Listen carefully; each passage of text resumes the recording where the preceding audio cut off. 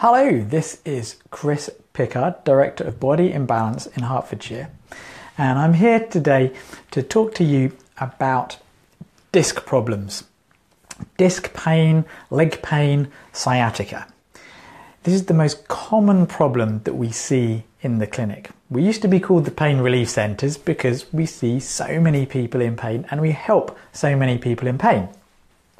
And I've been meaning to do this proper video webinar for a long time about the whole truth about discs that hardly anybody talks about, and so many people, so many practitioners, so many people that say they're experts in back pain, they're not telling you everything that's going on according to science. So I'm going to go through how big is this problem, does back pain really go away by itself, the truth about painkillers and surgery, and what's really going on, and then how long it's going to take, what can actually be done. And I'm also going to talk to you about something very, very important as well, because there's a specific condition that may be mimicking back pain, and you really need to make sure you haven't got this and you see your doctor.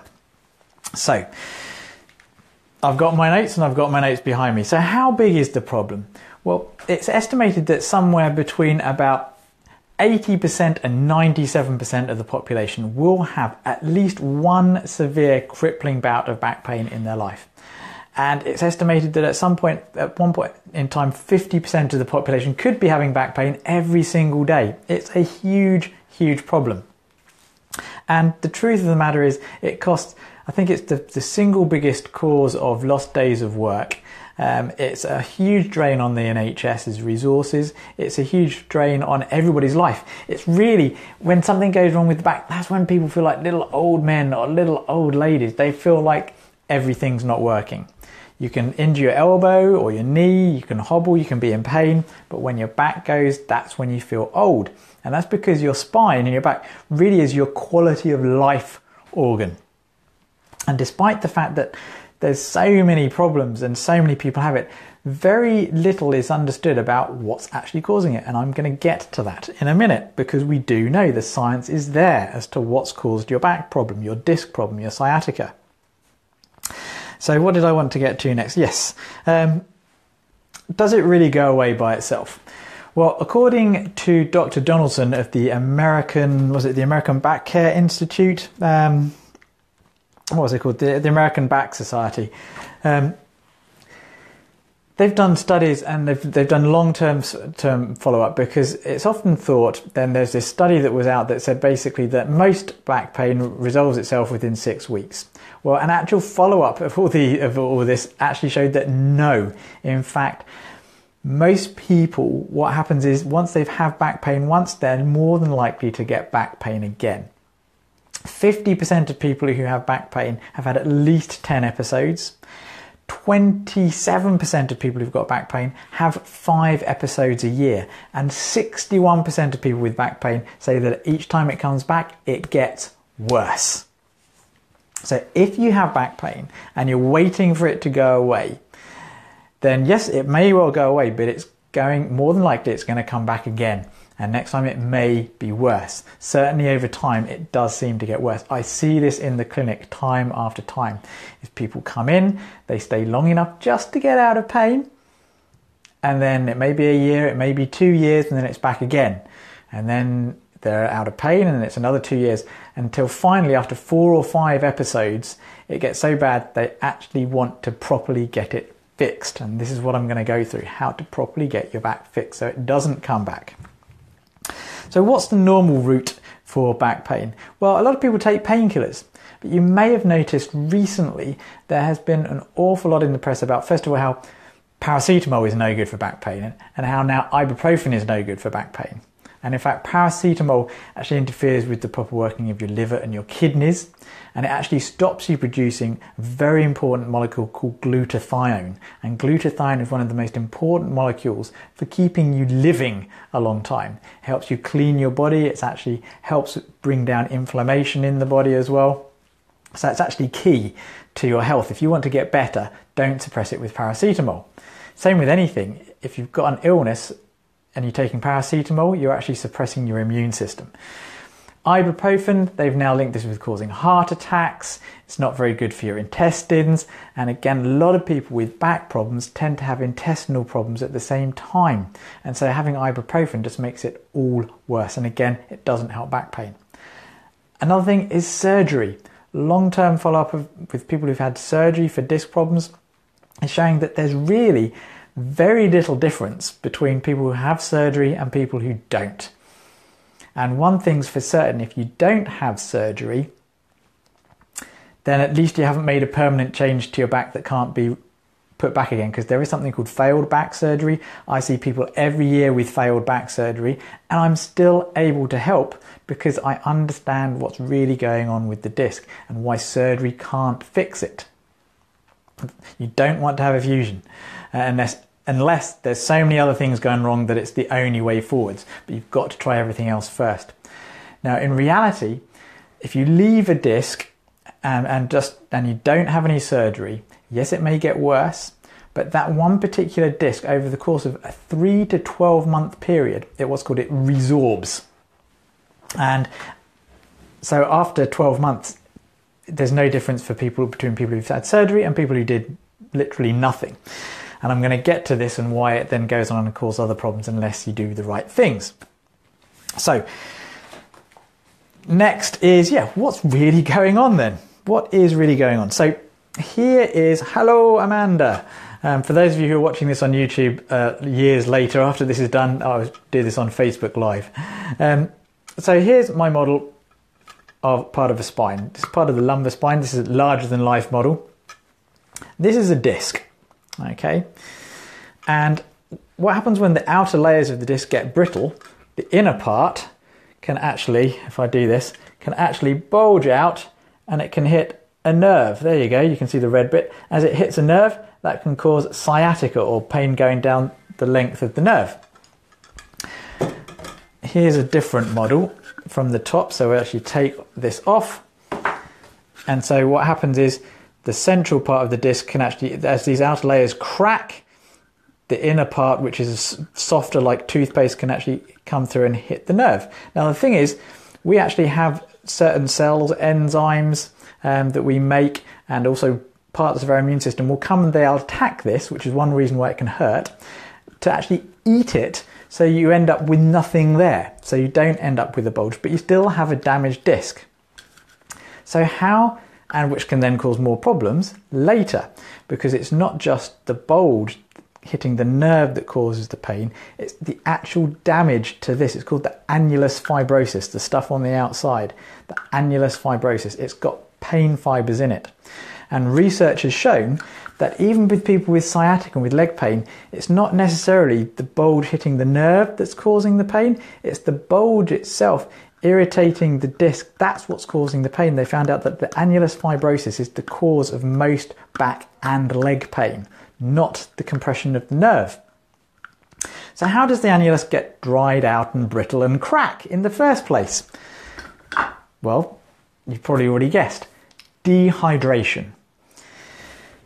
This has to be very pliable. It has to be very pliable, and it actually has to resist force to a certain degree. And it does it by basically being full of water. It's a bit like a sponge. And as the water's in there, it resists the pressure going into it, but with special compounds on the inside called proteoglycans. You don't have to remember that, okay? But these things, they actually, they're all negatively charged. And so what happens is they repel each other, these proteoglycans. And so they're sitting in a hydrated disc, repelling each other, and they help keep this nice and plump. Now, there are two major ways, well, there are three ways that the disc can get dehydrated. First of all, and this is perhaps the most important one, is the fact that the disc itself, there's no blood going into it. There's no blood supply here. And so the only way that nutrition, things like water, get in there is because it gets sucked in, or rather it gets pushed in by diffusion. By there being so much water out here, it diffuses in there. And it does that by motion. Motion kind of pumps and needs the water in there, like a sponge being pumped. It squashes out all the bad stuff, and when it inflates again, it sucks in some more. That's a very basic way of putting it, but the Barcelona Institute of Bioengineering really had a good look at how motion affects discs, and they do think that it's because we spend so much time not moving, the area gets stuck and stiff, disc doesn't move, and it starts to dehydrate because we're not kneading and pumping it. Now, of course, what happens if you're not putting in the right raw materials, the right things that make what are called proteoglycans? And so for those of you with arthritis, you may be taking something called glucosamine or glucosamine sulfate, glucosamine hydrochloride. They help make proteoglycans, as does vitamin C, zinc as well, very, very important nutrients for making this hydrate, as well as, of course, water. But you need the molecules in there that suck the water into it. And it also gets in via the end plates as well, which is bone. So it's very important to look after your bone health, to look after your discs. So that's the second one, is a lack of the right things. Now, the third thing that causes problems with the discs and makes them go brittle is too much sugar. And this is a process called glycation. Not to be confused with the proteoglycans in there, which have sugar on them deliberately. But if they get too much sugar, it actually becomes really brittle. It starts to rust and decay, just like in arthritis. Arthritis is basically rusting and decaying in some ways of the spine, of the body.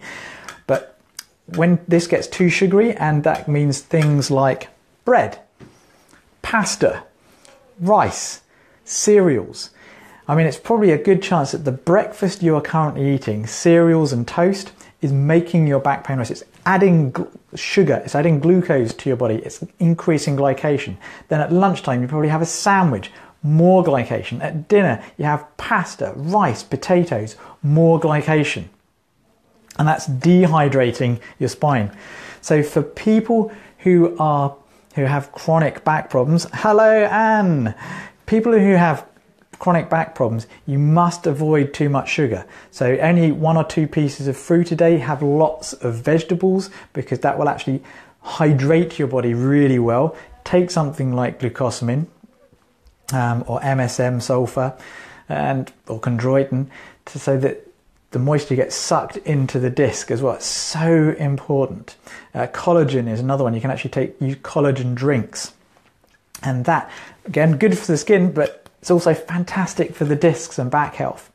But you must avoid all those sugary, starchy foods if you've got a lot of back pain. Decrease glycation, increase hydration and good nutrients. Because it's those 3 things, well, those nutritional causes and lack of motion basically brings about dehydration in the disc. So, what else did I want to say for you?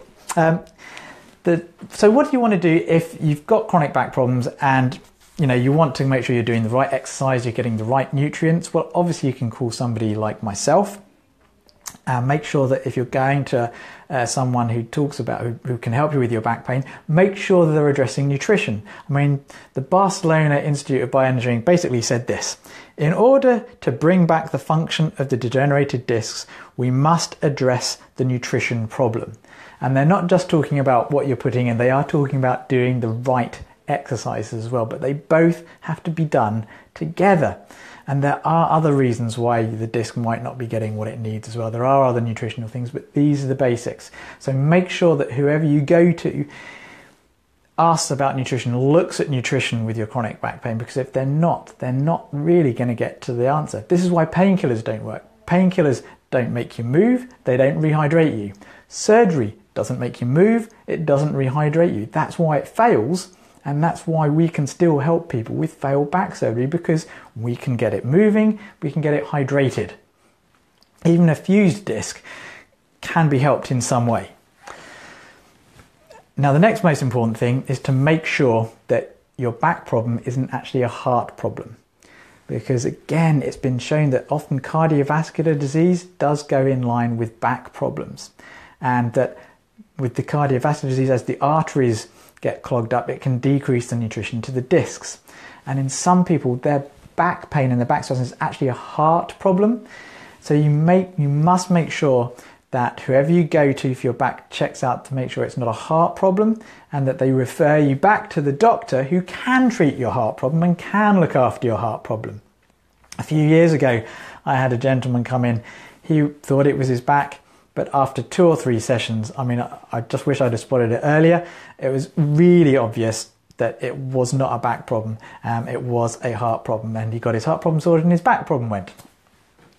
So very, very important to make sure that a proper case history is taken and then the right examination to actually pinpoint what's going on. Things like x-rays and MRIs, they can be useful, but they're not as good as someone who's a skilled practitioner in taking the right history from you and going through the right examination techniques. So that's what you need to look for, okay? So if you are local, if you are in the Hertfordshire area and you are looking for a back pain specialist who understands nutrition and can actually get you moving and give you the physical hands-on work, then please give Body and Balance a ring on 01707 662 704 and we'll help you. If not, take these guidelines to try and find someone near you to help you. Okay, thank you for watching if you watch this live, and I will be posting this on YouTube for everyone to be able to get good knowledge from about disc problems and how to fix them. Finally, be well.